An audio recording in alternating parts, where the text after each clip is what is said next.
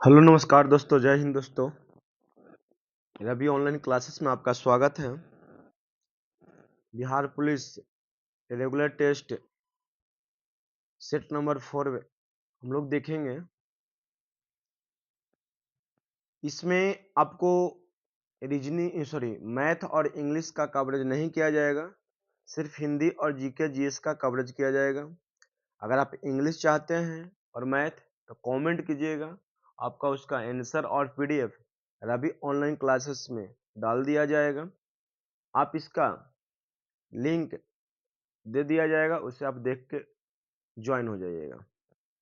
किस विकल्प में सही विलोम युग्म शब्द हैं? दोस्तों, गौरव और लाघव सही विलोम युग्म शब्द हैं। संज्ञा शब्द जहर में इला प्रत्यय जोड़ने से कौन सा विशेषण बनेगा? तो जहरीला बनेगा। क्या प्रत्यय पीछे से जुड़ता है तो जहरीला इला जुटेगा तो क्या बनेगा? जहरीला। दोस्तों, दोहरा अभिशाप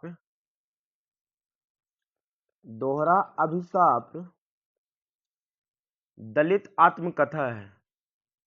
यह किसके द्वारा लिखा गया है दोस्तों? तो कौशल्या व संतरी के द्वारा। इनमें से कौन सा शुद्ध नहीं है? इनमें से कौन सा वाक्य शुद्ध नहीं है? विष्णु के अनेकों नाम है। नहीं सर, विष्णु के अनेक नाम हो सकते हैं। ऑप्शन नंबर ए शुद्ध नहीं है। परिमाप में उपसर्ग है। उपसर्ग पहले जुड़ता है, प्रत्यय बाद में जुड़ता है। तो यहाँ पे परि क्या हो जाएगा? परि उपसर्ग होगा। दिए गए वाक्यांश के लिए एक शब्द दीजिए। मतलब अनेक शब्दों को एक शॉर्ट में लिखा जाता है, उसे वाक्यांश कहा जाता है। तो उसी में क्वेश्चन है, 15 दिन में एक बार होता है। तो जो 15 दिन में एक बार होता है उसे पाक्षिक कहा जाता है। निम्नलिखित में उस विकल्प का चयन करें जो घर फूंककर तमाशा देखना मुहावरे का अर्थ व्यक्त करता है। मतलब जो अपनों संपत्ति को फूंककर यश मौज करता है उसे क्या कहते हैं? तो अपनी हानि करके मौज मस्ती करना। दिए गए वाक्य का वह भाग ज्ञात करें जिसमें कोई त्रुटि नहीं है। सौरभ अपनी नाक का ऊपरी मक्खी भी नहीं बैठने देता है। तो नाक का ऊपर स्त्रीलिंग शब्द है। निम्न में स्त्रीलिंग शब्द है तो स्त्रीलिंग शब्द है यहाँ पे सनक। क्या होगा? सनक।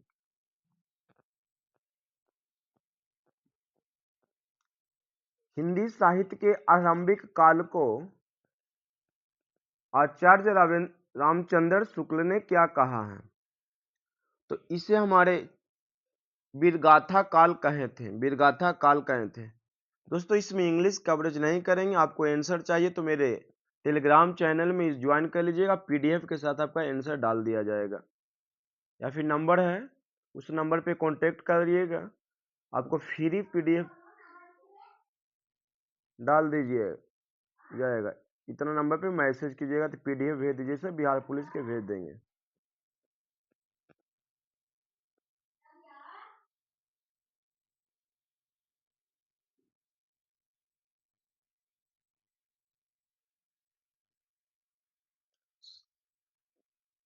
संयुक्त राष्ट्र संघ का मुख्यालय कहाँ अवस्थित है? संयुक्त राष्ट्र संघ का मुख्यालय कहाँ अवस्थित है? तो न्यूयॉर्क में। कहाँ में अवस्थित है? तो न्यूयॉर्क में। राष्ट्रीय मानवाधिकार आयोग की स्थापना किस वर्ष हुई थी? तो 1993 ईस्वी में। 1993 ईस्वी में।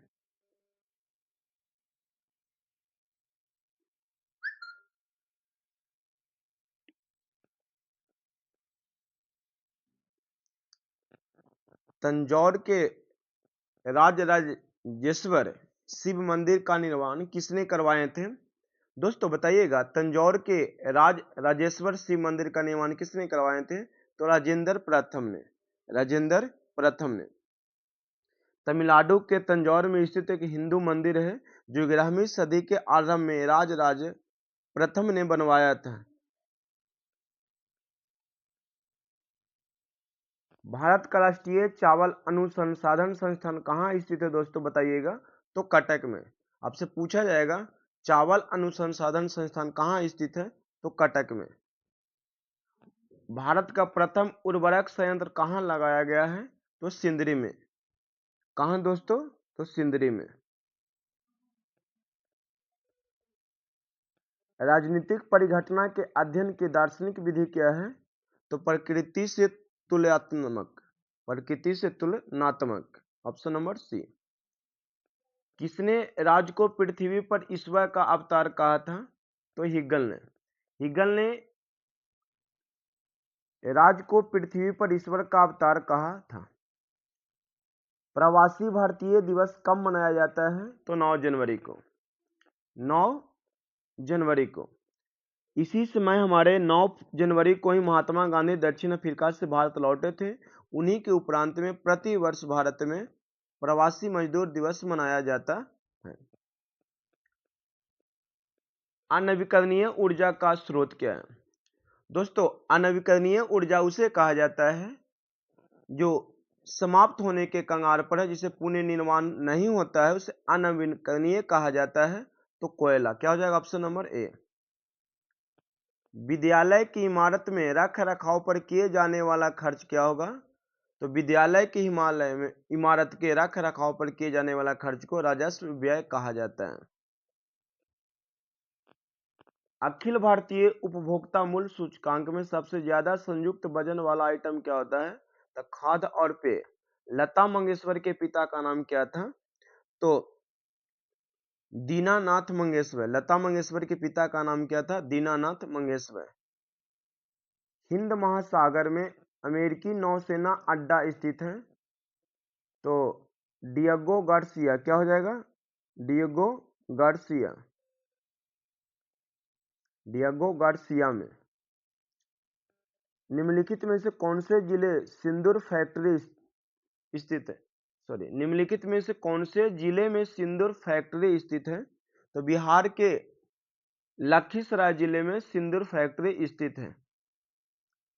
2011 के जनगणना के अनुसार भारत में लिंगानुपात क्या है दोस्तों, तो 2011 के जनगणना के अनुसार लिंगानुपात 943 है।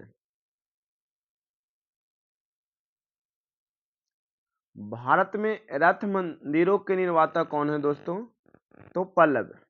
भारत में रथ मंदिरों का निर्माता कौन है, तो पल्लव।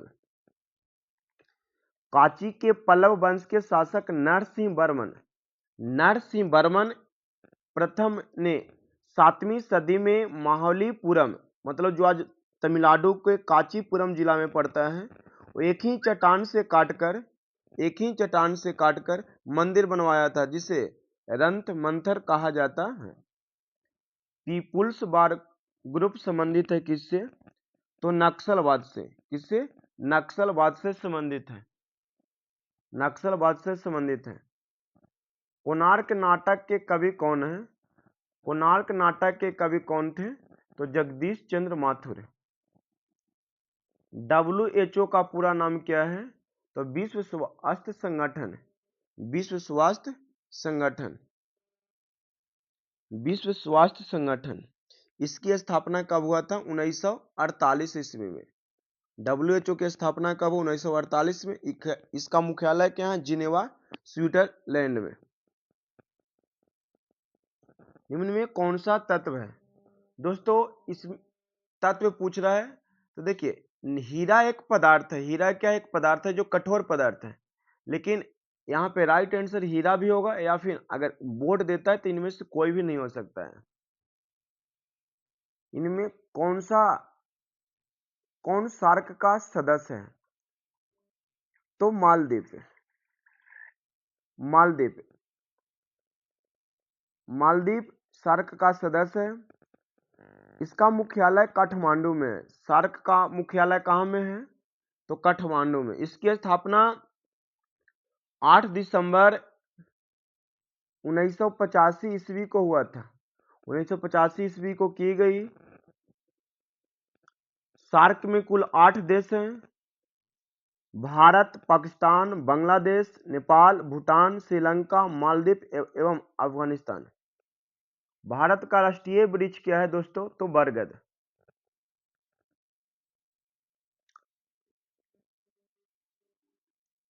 स्वर्णिम चतुर्थ सुपर राजमार्गों का रख रखाव किसके द्वारा किया जाता है? तो NHAI के द्वारा। NHAI के द्वारा। साप्ताहिक चार्ली हेब्डो कहां से प्रकाशित होता है दोस्तों? तो ये पेरिस से प्रकाशित होता है। साप्ताहिक चार्ली हेब्डो एक पत्रिका है जो पेरिस से प्रकाशित होता है, जिसमें कार्टून, रिपोर्ट, विवाद और चुटकुले शामिल होते हैं। द ऑडेसिटी ऑफ होप किसने लिखी है?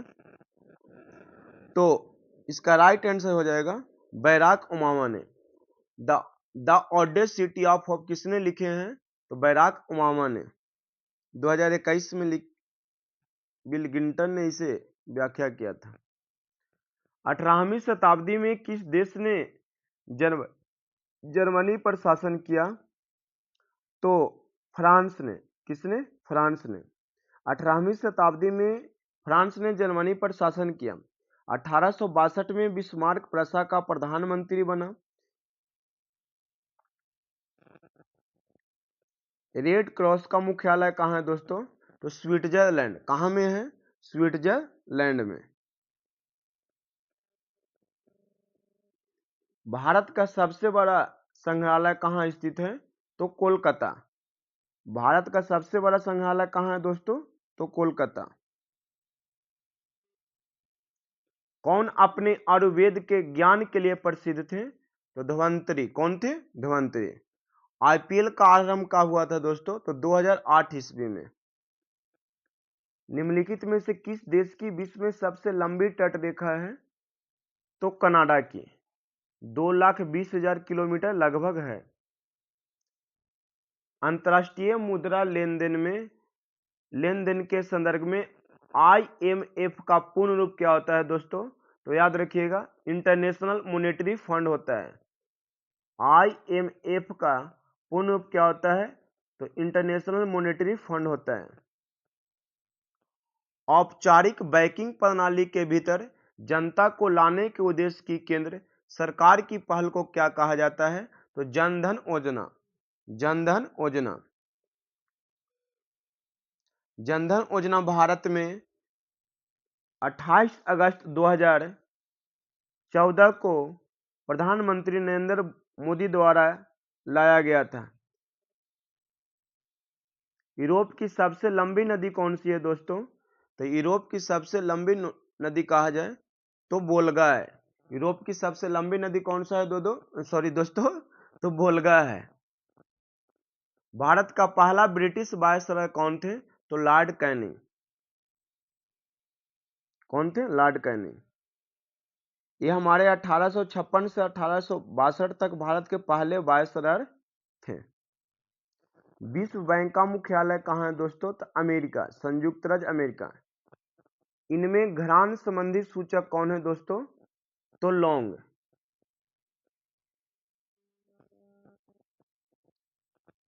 यदि मनुष्य में गुणसूत्र की संख्या 46 है तो मनुष्य की दैहिक कोशिकाओं में कितने गुणसूत्र होंगे? तो 46 है।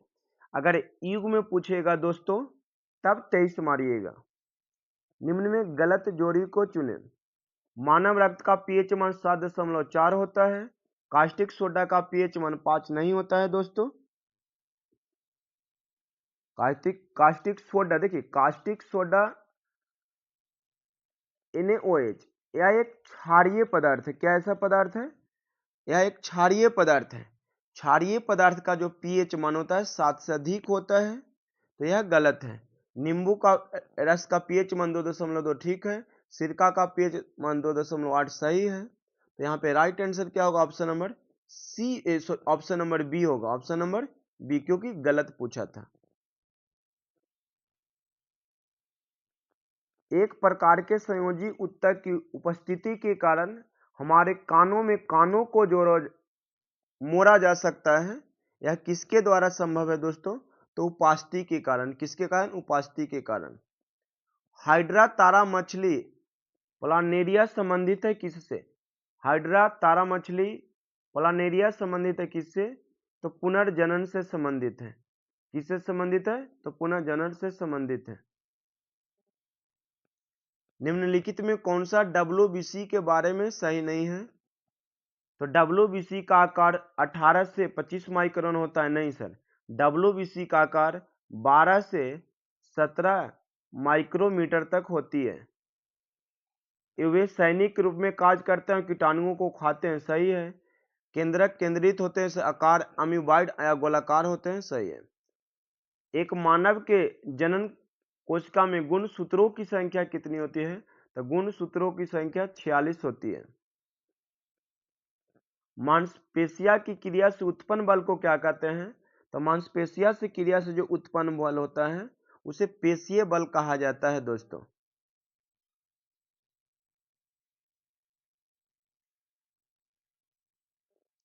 पुष्प के किन जनन भागों में जनन कोशिकाएं होती है? तो जनन कोशिका देखिए, पुष्प एक होता है जनन कोशिका पूछा है। तो देखिए, पुष्प के हमारे पुंमंग हो गया, पुंकेसर हो गया, दलपुंज, वहां दलपुंज होता है। तो पुष्प के जनन भाग दोनों के पास होता है, पुंकेसर के पास और स्त्री केसर के पास होता है। पुंकेसर के पास पुंमंग होता है और स्त्री केसर के पास अंडाणु होता है। क्या होता है? अंडाणु होता है।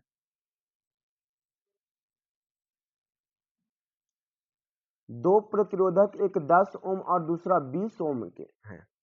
6 बैटरी की श्रृंखला में जुड़े हुए परिपथ में विद्युत प्रवाह क्या है? दोस्तों, बैटरी में जो बैटरी से जुड़ा जाता है वो श्रेणी क्रम में होता है। तो यहाँ पे आपको श्रेणी क्रम में जुड़ा हुआ तो सबसे प्रतिरोध क्या हो जाएगा?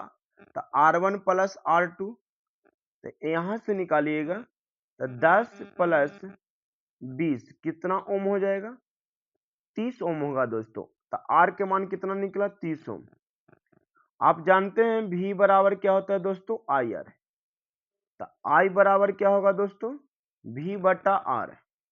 V का मान कितना है? 6 और कितना आया? 30। तो कटेगा 1/5। तो 1/5 बराबर भागा दीजिएगा तो 0.2 एम्पियर आएगा दोस्तों। कितना आएगा? 0.2 एम्पियर आएगा दोस्तों।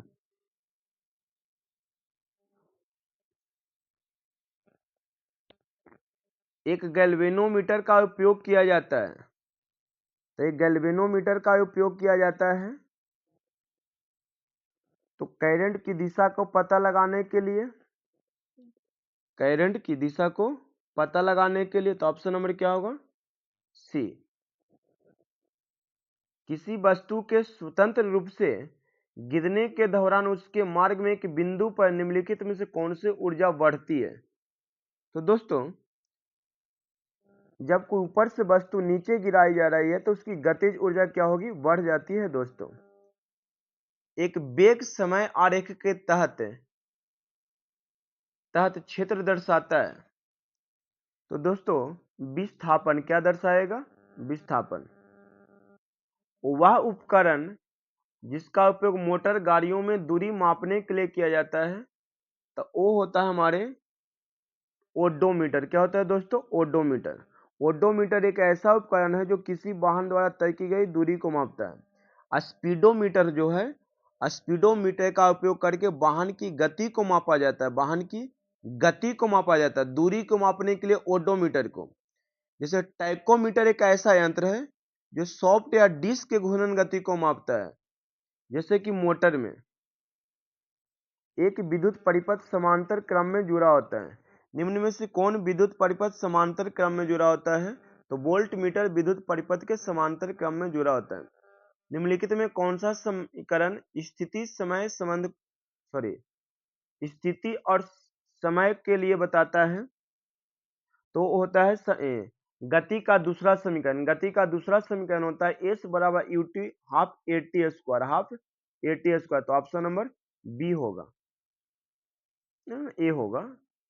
एक सतह की घटना बताइएगा। जो सतह पे घटना होता है तो सतह पर होने वाली घटना क्या होता है? वाष्प। वाष्पीकरण एक सतही घटना है क्योंकि यह सतह पर होती है।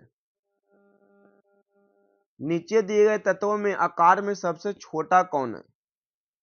तो दोस्तों आकार में सबसे छोटा देखिए, एल्युमिनियम का आकार यहाँ पे +3 आयन है, तो इसका आकार क्या होगा, सबसे छोटा होगा। देखिए इलेक्ट्रॉन की संख्या बाहरी कक्षा या संयोजन कक्षा में 3 हो जाता है, इसलिए सबसे बाहरी कक्षा और नाभिक के बीच आकर्षण बल बढ़ जाएगा, जिससे परमाणु त्रिज्या कम हो जाएगा। आकर्षण बढ़ जाता है जिससे परमाणु त्रिज्या कम हो जाता है, इसलिए एल्युमिनियम आयन का आकार सबसे छोटा होगा।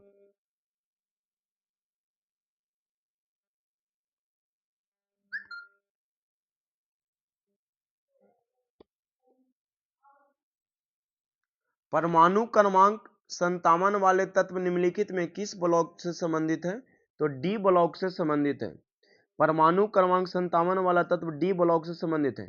परमाणु क्रमांक 57 वाला लैथेन डी ब्लॉक से संबंधित है, जबकि 57 के बाद 58 से एफ ब्लॉक में से संबंधित है। समूह 58 से शुरू हुआ, इससे यह डी ब्लॉक एफ ब्लॉक का तत्व होगा।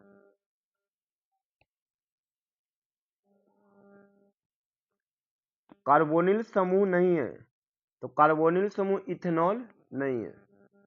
ब्यूटाइन का सूत्र क्या होगा, देखिए सर, ब्यूटाइन मतलब आयन लगा हुआ है। क्या लगा हुआ है दोस्तों, आयन लगा हुआ। पूरा वीडियो देखिएगा, आयन लगा हुआ है।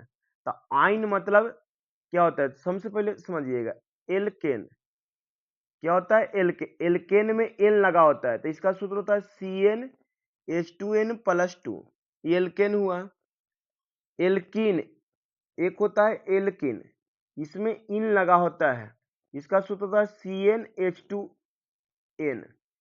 और एक होता है एल्काइन, एल्काइन का सूत्र होता है CnH2n-2, दुगुना से दो अधिक हाइड्रोजन। तब ब्यूटाइन मतलब कार्बन 4 और दुगुना से दो कम, तो क्या होगा 6। तो क्या होगा, option number D right answer होगा।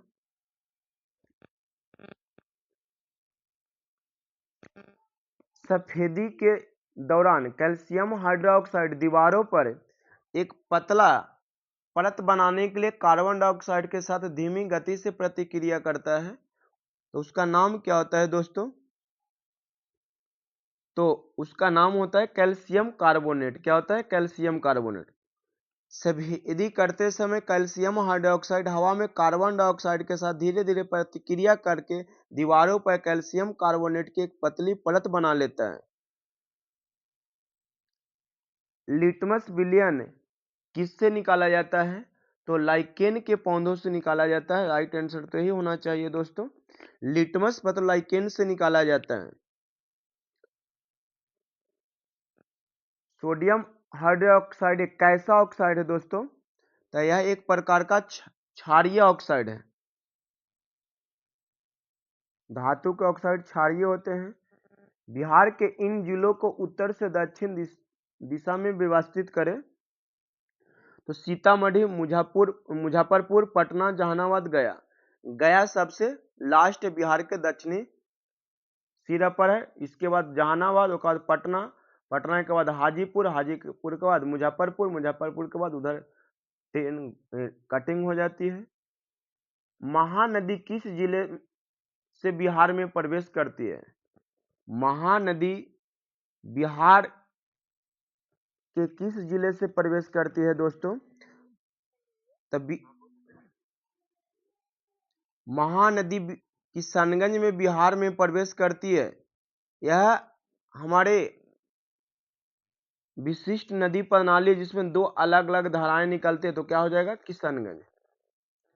बिहार पंचायती राज अधिनियम किस वर्ष पारित किया गया था, तो बिहार पंचायती राज अधिनियम किस वर्ष पारित किया गया था, तो 2006 ईस्वी में। हाल ही में भारत और फिलीपींस के बीच चौथी रक्षा सहयोग की बैठक कहाँ आयोजित किया गया दोस्तों, तो नई दिल्ली में। कहाँ में, नई दिल्ली में, याद रखिएगा। हाल ही में राष्ट्रीय लॉजिस्टिक पोर्टल का सागर सेतु अब कहाँ लॉन्च किया गया था दोस्तों,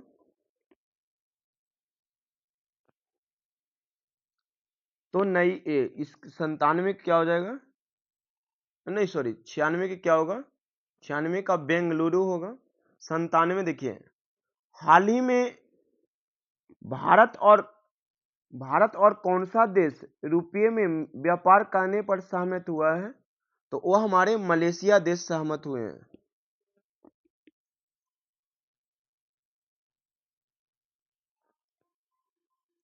हाल ही में किसने अपना पहला ऑस्ट्रेलियाई ग्रैंड फिक्स 2023 जीता है दोस्तों? तो मैक्स बटपन ने। इसका पीडीएफ हम डाल देंगे दोस्तों, आप देख लीजिएगा, मिला लीजिएगा आप। हाल ही में मार्च 2023 में जीएसटी राजस्व संग्रह कितने प्रतिशत बढ़कर इतना 1.60 लाख करोड़ रुपए हुआ है? तो 11.2%। हाल ही में 10वां भारत श्रीलंका द्विपक्षीय समुद्री अभ्यास सिल्ली नेक्स्ट 2023 कहाँ शुरू हुआ दोस्तों? तो कोलंबो। कहाँ? कोलंबो। तो इस प्रकार आपका 100 क्वेश्चन पूरा हुआ, मैथ और इंग्लिश छोड़कर। अगर मैथ इंग्लिश है तो आप पीडीएफ देख लीजिएगा। थैंक यू दोस्तों पूरा वीडियो देखने के लिए।